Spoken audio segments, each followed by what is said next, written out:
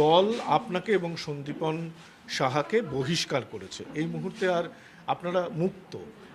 সামগ্রিকভাবে কি রকম, মানে আপনার কি প্রথম প্রতিক্রিয়া বহিষ্কারের কথাটি শুনে? না, আমি প্রথমে যখন শুনলাম বহিষ্কৃত হয়েছে, আমি ভেবেছিলাম ওই পুষ্পা নিয়ে যা বলেছি সেই জন্য বহিষ্কার হয়েছে, যে ওই ইলেকট্রিক ক্রিমেটোরিয়াম হবে, হার্ট অ্যাটাকে লোক মরে যাবে, সেই লোককে পোড়াতে হবে, পুষ্পা চেয়েছে, পুষ্পাও পালিয়ে গেল।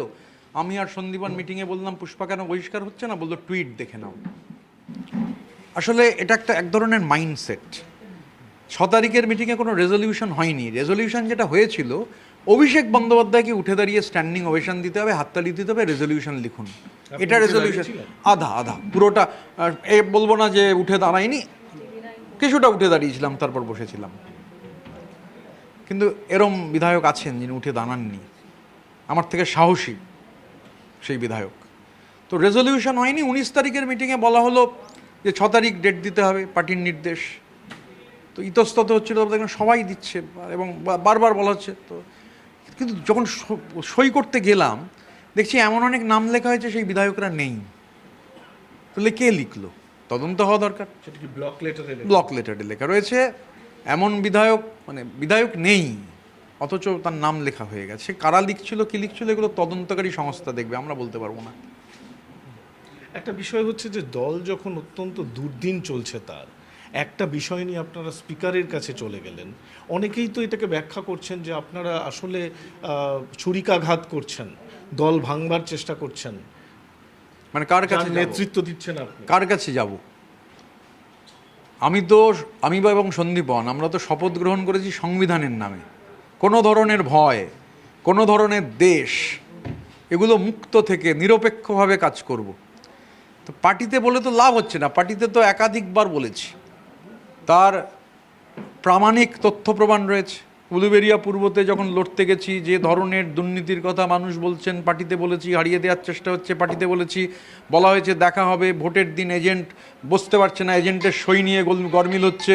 যখন বললাম প্রেস কনফারেন্স করব, তখন বলা হলো উলুবেড়িয়া পৌরসভার চেয়ারম্যান অভয় দাস আর পার্টির ওখানকার সভাপতি আকবর শেখের বিরুদ্ধে ব্যবস্থা হবে, কিন্তু প্লিজ রিকোয়েস্ট পুলক রায়ের বিরুদ্ধে কিছু বলবেন না।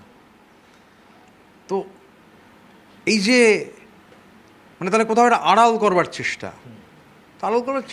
পার্টিতে তো বলেছি। যেদিন ওই পুষ্পা নিয়ে বললাম সেদিনও এগুলো বলে এসেছি পার্টি। আর এই যে ঘটনা, আচ্ছা যে চুরি করছে, এটা চুরি এক ধরনের, তাকেই বলবো যে আপনি কেন চুরি করছেন?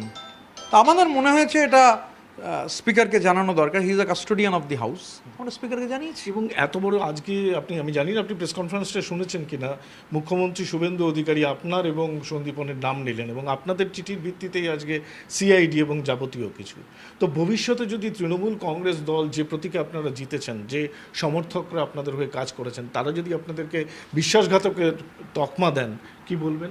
দেখুন, মানে আমাদের দেশে বাক স্বাধীনতা একটা মৌলিক অধিকার। তো যে কেউ যা কিছু বলতে পারেন। ধরুন আমি যে বিধায়ক হয়েছি, বা যে কোনো বিধায়ক, তিনি সবার বিধায়ক। যিনি তাকে ভোট দিয়েছেন তারও বিধায়ক, যিনি তাকে ভোট দেননি তারও বিধায়ক। আমি আমার কনস্টিটিউয়েন্সির যে একটা বড় চাঙ্ক অফ পিপল অন্তত দুর্নীতির বিরুদ্ধে সরব হওয়ার কথা বলেছে, এরকম নয় যে তৃণমূল ক্ষমতা থেকে চলে যাওয়ার পর আমি তা নিয়ে সরব হয়েছি। আমি বুঝেছিলাম ওখানে আমায় উলুবেড়িয়ার পূর্বের মানুষের এই কথাগুলো তুলে ধরতে হবে। একটা পৌরসভা, আমি বলছি 10,000 বাড়ি ভুতুড়ে, মানে খাতায় কলমে আছে, বাস্তবে নেই। এবার আমি তো এটা প্রমাণ করতে পারবো না। 10,000 বাড়ি ইন্টু 3,67,000 টাকা কার পকেটে গেছে, সেই বাড়ির র মেটেরিয়াল কোন উলুবেড়িয়া সরকার সাপ্লাই করেছেন, তিনি এবং তার স্ত্রীর কোম্পানি, কিছুটা আভাস ইলেকশন এভিডেভিটে পাওয়া যায়। সারা রাজ্যে রাস্তা তৈরি হবে, পিডব্লিউডির সিমেন্ট আর রড যাবে উলুবেড়িয়া থেকে। উলুবেড়িয়ায় কোনো টেন্ডার হবে না, একজন ঠিকাদার নির্দিষ্টভাবে পাবেন।